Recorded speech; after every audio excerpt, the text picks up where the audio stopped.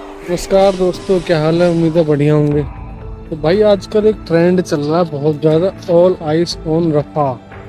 हर कोई मैंने देखा इंस्टाग्राम पे, टिकटॉक पे। हालांकि यहाँ इंडिया में बैंड है ना, अदर कंट्री में तो टिकटॉक चालू है। तो इंस्टाग्राम पे, टिकटॉक पे हर कोई मेंशन करके स्टोरी लगा रहा है ऑल आइस ऑन रफा। अब तक ये चल रहा था वेस्ट यूरोप में और ऑस्ट्रेलिया में, बट अभी इंडिया में भी आ चुका है। और इंडिया में भी बहुत सारे सेलिब्रिटी लाइक मुनावर फारूकी, प्रियंका चोपड़ा, दीप्ति, बहुत सारे ऐसे सेलिब्रिटी हैं अब जो इंस्टाग्राम पे स्टोरी लगा रहे हैं ऑल आइस ऑन रफा। तो उसका बहुत लोगों को पता नहीं होगा स्टोरी क्या है, तो मैं स्टोरी आप लोगों को बताता हूँ। तो भाई ये तो आजकल सबको पता, पूरी दुनिया को पता है कि इसराइल और हमास का काफ़ी टाइम से युद्ध चल रहा है। फिलिस्तीन का हमास एक, आप लोगों को ये भी नहीं पता होगा कि, अगर पता है तो मैं बता देता हूँ। हमास कोई कंट्री नहीं है, बस एक ये एक तरह से आतंकवादी संगठन है।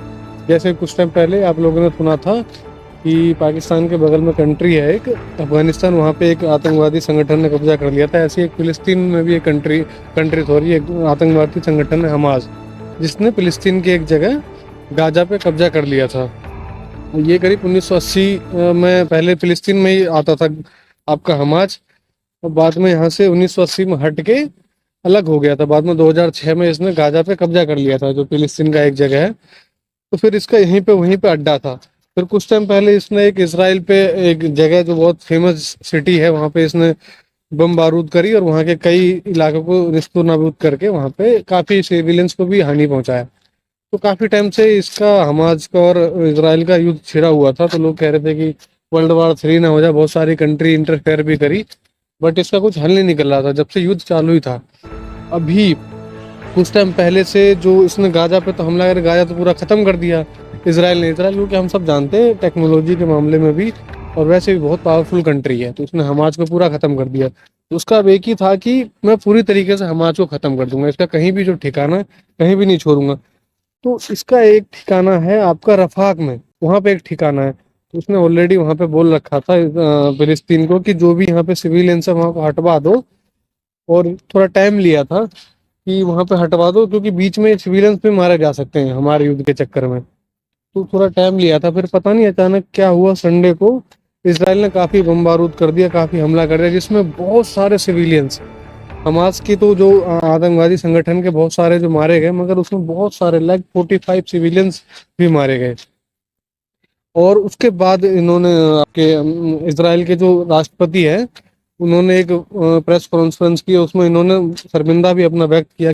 बट उसके बाद भी रुकना चाहिए था ना, उसके बाद भी रुका नहीं, और उसके बाद भी करीब 25 सिविलियंस और मारे गए, जिससे कि मतलब एक दहशत बन गई है फिलिस्तीन में। क्योंकि फिलिस्तीन का कहना है कि जो रफाक है, जो एक स्टेट है रफाक, सॉरी सिटी, वहां पे इन्होंने एक सेफ जोन वो बना रखा है।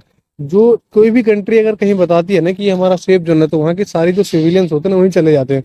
गाजा के करीब 14 लाख सिविलियंस गाजा में पहले रहते थे, वहां से करीब 10 लाख सिविलियंस पलायन करके यहाँ पे आ चुके थे आपके रफाक में।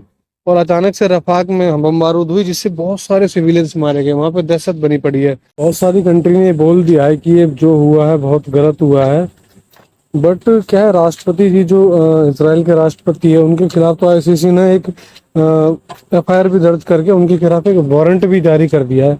आईसीसी वो आईपीएल वाला आईसीसी नहीं है, ये एक तरह से इंटरनेशनल क्रिमिनल कोर्ट है। बट क्या है, उसके पास इतनी पावर नहीं है कि वो अरेस्ट करवा सके। बस एक एफआईआर दर्ज करके उन्होंने एक वारंट जारी करवा दिया है आपके इसराइल के राष्ट्रपति पे। और कई कंट्री तो ऐसी है जैसे मान भी चुकी, जैसे साउथ अफ्रीका है, वो अब खुल के भी सामने आके कह चुकी है कि हाँ, इसराइल के जो राष्ट्रपति है उन्हें गिरफ्तार कर लिया जाना चाहिए। उसके पास इतनी पावर है कि बस जो आईसीसी है, यार वो उस दौरान जो इसराइल के राष्ट्रपति अगर किसी और कंट्री में रहते हैं और वहां की अगर चाहे पुलिस प्रशासन करे, उन्हें गिरफ्तार करवा सकती है, इतनी पावर है। बट उनकी खुद की कंट्री में उन्हें गिरफ्तार करवाना नामुमकिन है। उसी का स्टोरी हर कोई लगा रहा है कि ऑल आइस आर रफाक। तो ये स्टोरी है। चलो, धन्यवाद, पता चल गया होगा आप